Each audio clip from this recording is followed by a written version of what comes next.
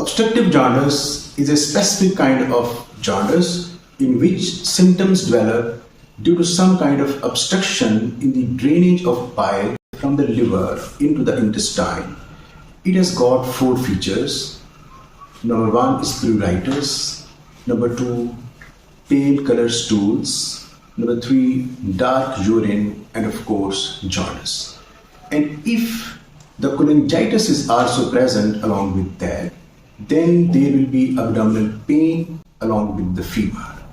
And if the cause of the jaundice is malignant one, then the jaundice will be painless and there will be some weight loss as well. In obstructive jaundice, mainly the conjugated bilirubin is elevated. As it is water soluble, so it is excreted in the urine and so it gives it a dark color. Regarding the causes of the obstructive jaundice, these are as under. Number one is the ductal calculi, which can be primary or secondary. Number two is the benign biliary strictures. Number three, carcinoma of the head of the pancreas. Number four, cholangiocarcinoma. Number five, periampullary tumors, and sometimes carcinoma of the gallbladder or hepatic metastasis, especially in the region of the porta hepatis. Biochemical features of the cholestasis are: number one, conjugated hyperbilirubinemia. There will be elevation of the alkaline phosphatase. There will be minimal or no elevation of the serum transaminases, and there will be presence of bilirubin in the urine. The surgical obstructive jaundice is always present with some dilatation of the biliary tract, and it needs 3 weeks of obstruction for a considerable dilatation of the biliary system. A common bile duct whose diameter is 10 mm after contrast injection is considered dilated. The complications associated with cholestasis are: number one is cholangitis. Number two, disorders of the clotting. Number three, liver failure, renal failure, or fluid and electrolyte abnormalities. Regarding the assessment of the patient with obstructive jaundice, we need to have a detailed clinical history and physical examination, and the following investigations are helpful in the final diagnosis of the cause of the obstructive jaundice. Number one is liver function test along with the prothrombin, abdominal ultrasound, CT scan, abdomen with contrast, sometimes endoscopic ultrasound, ERCP and MRCP. As we have already mentioned that in the liver function test, there will be elevation of the alkaline phosphatase along with the elevation of the direct bilirubin. The abdominal ultrasound is helpful in detection of the ductal calculi and sometimes CA head of the pancreas, but CT abdomen is more reliable in detection of the tumors.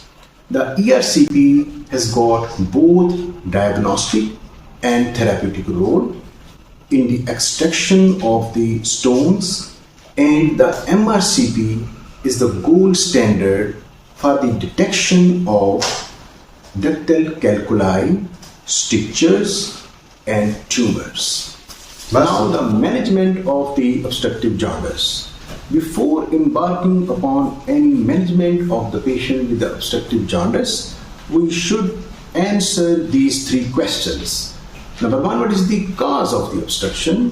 Number two, what is the general condition of the patient? And number three, in case of the tumor, what is the stage of the disease? And if we decide for any surgical intervention, we have to give some pre-operative management to the patient to reduce the complications, which are correction of the metabolic abnormalities, improvement of the general condition of the patient, and then institution of the specific measures.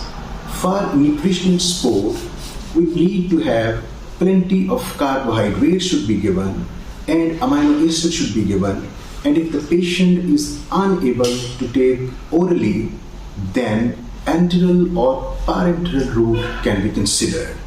Though the hypokalemia should be corrected, and you all know how to correct it. And intramuscular injection of the vitamin K should be given to correct the clotting abnormalities. Prophylactic antibiotics should be given, and hydration of the patient should be corrected, and sometimes diuresis can also be done to reduce the incidence of the renal failure. Fresh frozen plasma should be in hand before surgery, and 40 ml of urine output per hour is considered adequate. For malignant obstruction of the common bile duct, the CVD can be temporarily decompressed with plastic stenting. Regarding the definite management of the obstructive jaundice, we will discuss it one by one. In the case of the ductal calculi, we have two options.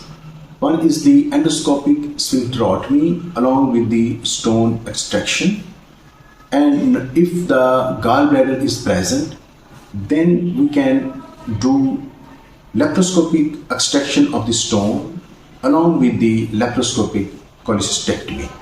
Number second condition is biliary stricture. If the stricture is short, then we can manage it non-operatively by subcutaneous or endoscopic stenting.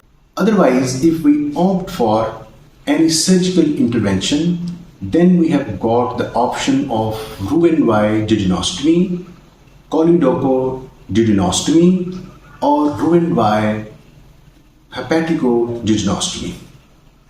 Number 3 is the cholangiocarcinoma, and if the patient is fit, we can go for pancreatico-duodenectomy or lobectomy depending upon the level of the tumor, and if the patient is inoperable, then bilioenteric bypass can be done with the segment 3 duct. And if we are just going for a palliative procedure, then any kind of the stenting can be done of the metallic or stainless steel wire endoprosthesis.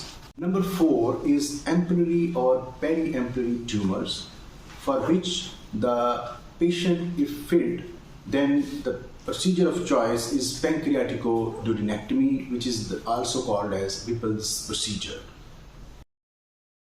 In the end, if we summarize, the obstructive jaundice has benign and malignant causes, and the benign causes are CVD stones and strictures, and the malignant causes are CA head of the pancreas, cholangiocarcinoma, carcinoma of the gallbladder, periampullary tumors.